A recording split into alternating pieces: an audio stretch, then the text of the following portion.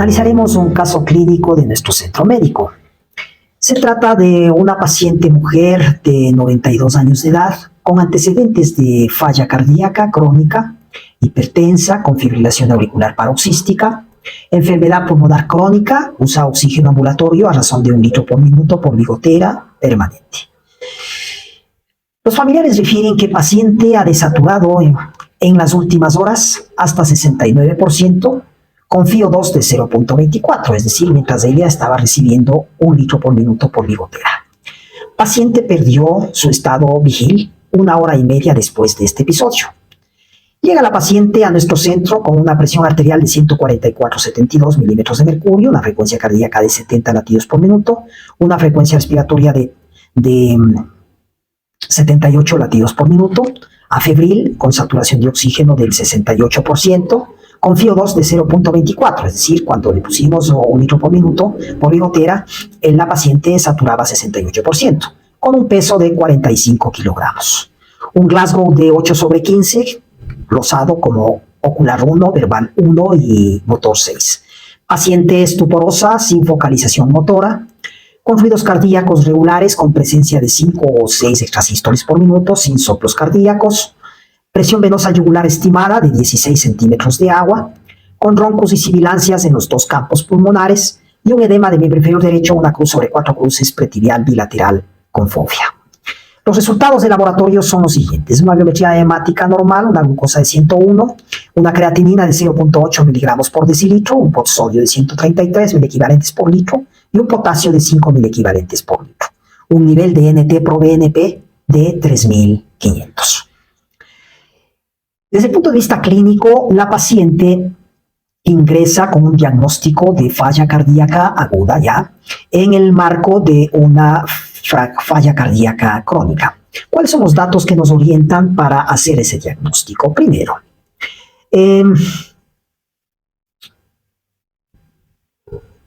antecedente de falla cardíaca, de hipertensión arterial, es el primer dato.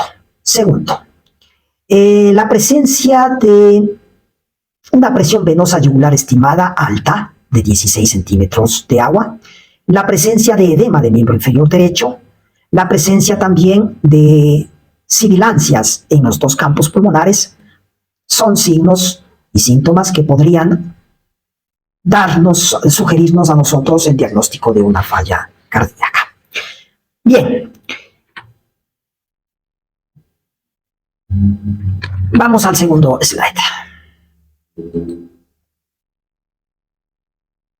Correcto. Esta es la plaquita de tórax inicial de la paciente. En esta placa de tórax se observa la silueta cardíaca aumentada de tamaño, una cardiomegalia grado 4, a expensas de todas las cavidades. Aurícula derecha, ventrículo derecho, ventrículo izquierdo y aurícula izquierda. Hay una redistribución de la trama broncovascular pulmonar. Tenemos una trama broncovascular mucho más intensa en los ápices que en las bases pulmonares. Encontramos también infiltrados intersticiales, sobre todo en el campo izquierdo. Acá vemos unas como tirillas en el campo pulmonar izquierdo, en forma bilateral también. Pero hay ciertos infiltrados acinares, por ejemplo, acá en este punto, acá también, en el campo pulmonar izquierdo, parailiares, es decir, alrededor del lecho pulmonar. Hay también estas bronquiectasias, miren ustedes, estas zonas de negritas, redondeadas, rodeadas por una paredcita, ¿no? Una pared. Un halo de pared, acá.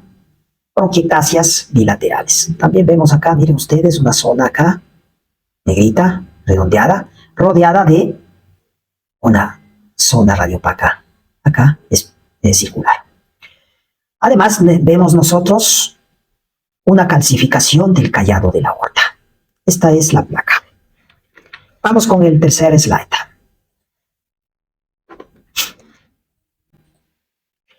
El electrocardiograma 1. ¿Qué encontramos nosotros? Primero, presencias de ondas P positivas en D3, en D2, en B4, B5 y B6. que denotan la presencia de un ritmo sinusal. Las ondas P están precediendo a los intervalos PR y a los complejos QRS, a su vez, con una frecuencia aproximada de 63 latidos por minuto. ¿Encontramos tal vez algún otro hallazgo? Creo que no. No encontramos más hallazgos que este. Bien. Vamos con el siguiente slide. Después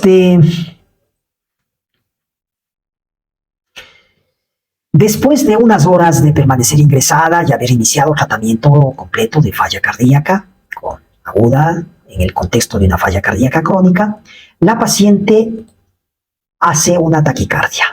Este es el electrocardiograma que le hacemos. ¿Qué encontramos aquí? Primero, ausencia de ondas P en las derivaciones.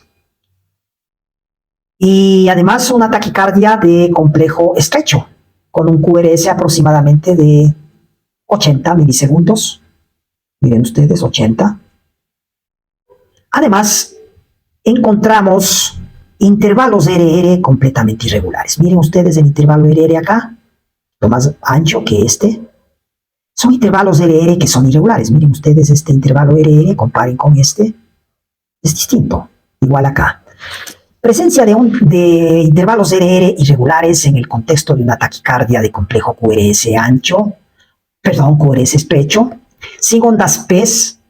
El diagnóstico es una fibrilación auricular. Pero debemos nosotros calcular la respuesta ventricular de esta paciente.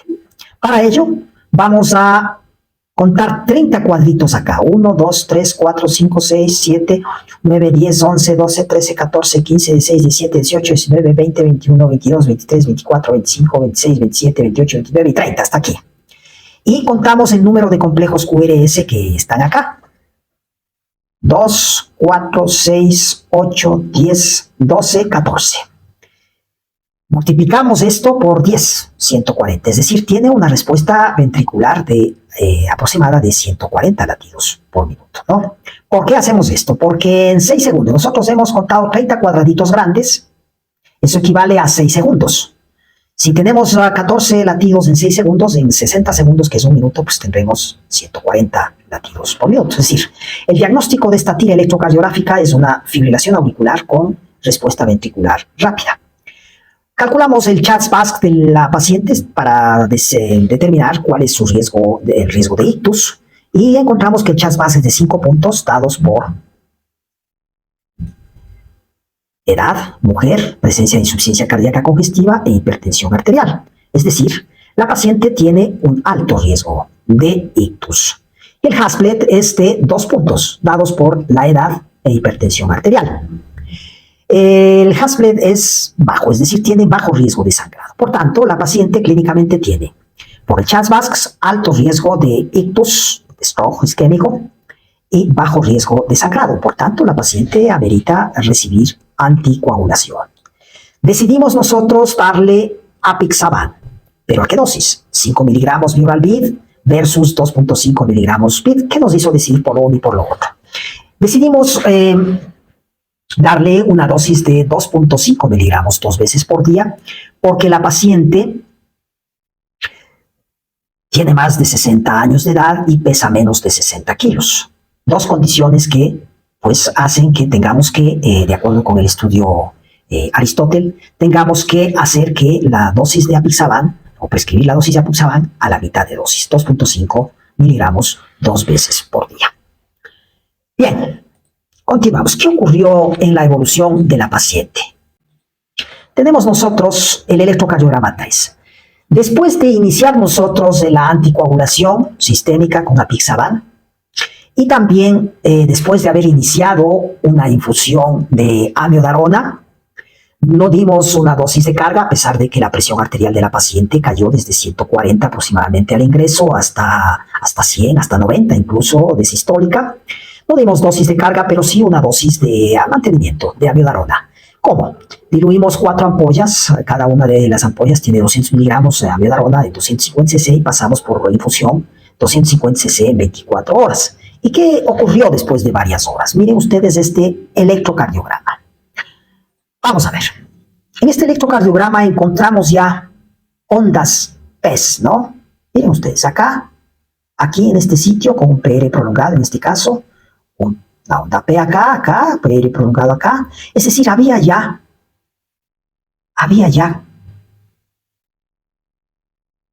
capturas sinusales o un ritmo sinusal. Claro que acá, por ejemplo, tenemos ya una extrasistolia supraventricular con un QRS estrecho. Miren ustedes acá también.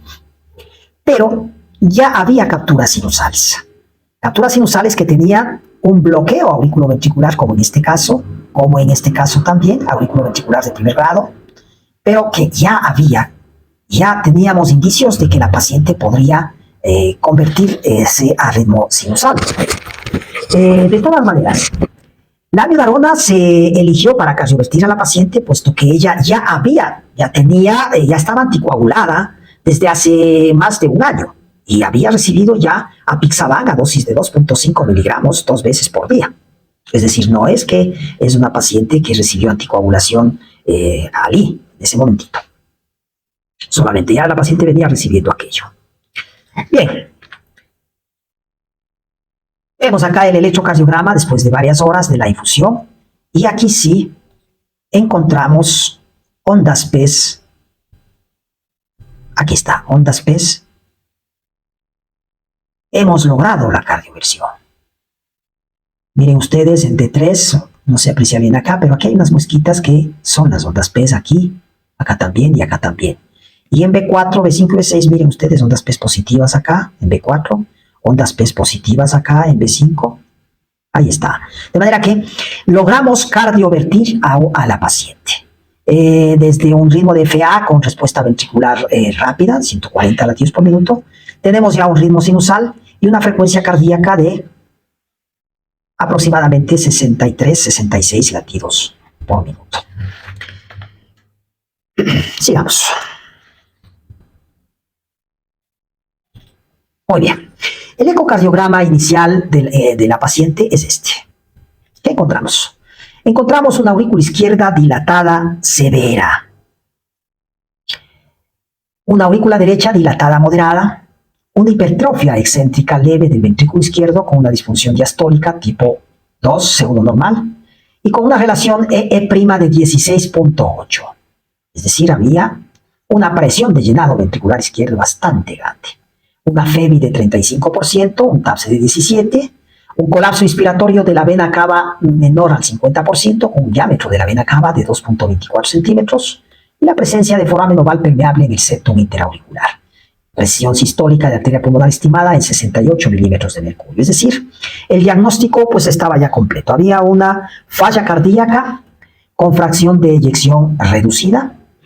La paciente congestiva, es decir, hablamos en términos de la guía americana, de la guía europea, de falla cardíaca aguda también, estaba húmeda y caliente, ¿no?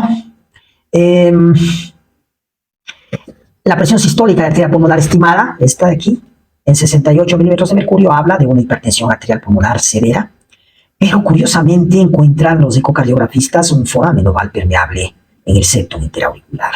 Es decir, esta paciente tenía una patología cardíaca congénita que probablemente fue la que desencadenó, además de la hipertensión arterial, la que desencadenó la falla cardíaca de ella. Pensar en la corrección de un foramen oval permeable en una paciente con síntomas agudos de falla cardíaca, pues no es dable. Además, la corrección de un foramen oval en una paciente de tanta edad, pues tampoco, ¿no? De poca esperanza de vida ya, tampoco es factible. Muy bien, sigamos. ¿Cómo nosotros hacemos un diagnóstico de congestión en el marco de una paciente con falla cardíaca? Tenemos varios datos que nos orientan en esta concretamente para decir que la paciente está congestionada, es decir, que la paciente es húmeda. Miren ustedes, la presión venosa yugular estimada en ella está en este punto, entre esto y esto. Es decir, la presión venosa yugular que estimamos clínicamente puede ser dentro de la congestión moderada o dentro de una congestión severa. No encontramos hepatomegalia en la paciente, encontramos un edema aproximadamente de 1 o 2 cruces, es decir, entre leve y moderada, pero el NT-proBNP estaba en más de 3000. La radiografía de tórax en la paciente encontraba un infiltrado intersticial, también había infiltrado alveolar y también pues, había signos de congestión venosa pulmonar por la presencia de trama broncovascular un poquito ida hacia los ápices, ¿no? Igual en el ecocardiograma pues tenemos una vena cava con un diámetro de más de 2.2 centímetros en la paciente con una colapsabilidad menor al 50%, es decir, nosotros podemos catalogar a la paciente como portadora de una falla cardíaca, en falla cardíaca aguda al momento con congestión severa. Sigamos. Cuando nosotros queremos dar a una paciente un tratamiento, una paciente con falla cardíaca, con fracción de eyección reducida, menor al 40%, en estadio C, nosotros utilizamos un ARNI. De hecho, en ella utilizamos acovitril valsartán a dosis de 100 miligramos vía oral bit de inicio. ¿Por qué? Porque la paciente venía ya tomando enalapril 10 miligramos 2 veces por día. Entonces teníamos para hacer el intercambio entre un inhibidor RECA y un ARNI, pues podríamos tranquilamente utilizar el ARNI a esa dosis. Un beta bloqueante para reducir un poquito la respuesta ventricular y manejar la falla cardíaca. Utilizamos en este caso el bisoprolol a dosis de 5 miligramos, una tabletita cada día. Antagonista de receptores de mineralocorticoides, en este caso utilizamos el Aldactone, 25 miligramos, una tabletita cada día. Inhibidores de SGLT2, utilizamos también el empagliflozin a dosis de 10 miligramos, una tabletita cada día. Recordemos un poquito el asunto del Emperor Reducet, que fue categórico para darnos la sugerencia de que el inhibidor de SGLT2 reduce hospitalizaciones por falla cardíaca, reduce también mortalidad en pacientes con FEBI reducida. Y diuréticos, obviamente. Diuréticos porque la paciente presenta congestión. Bien, sigamos. Esos medicamentos hemos utilizado, además de la infusión de amibarona. ¿Qué diurético utilizamos? Diurético de ASA, ¿no? Utilizamos la furosemida a dosis de, no de infusión, ¿no? Sino por bolos de furosemida. Muy bien. Nos planteábamos la pregunta de saber cuál es la dosis adecuada de furosemida en esta paciente. Y nosotros tenemos acá este cuadrito para determinar nosotros realmente si es que la dosis que nosotros dimos fue adecuada o no. Miren ustedes, acá en este sitio, si el paciente está con congestión, con sobrecarga de volumen, sí, porque eso es lo que ya hemos diagnosticado, es una paciente que no venía con diurético de ASA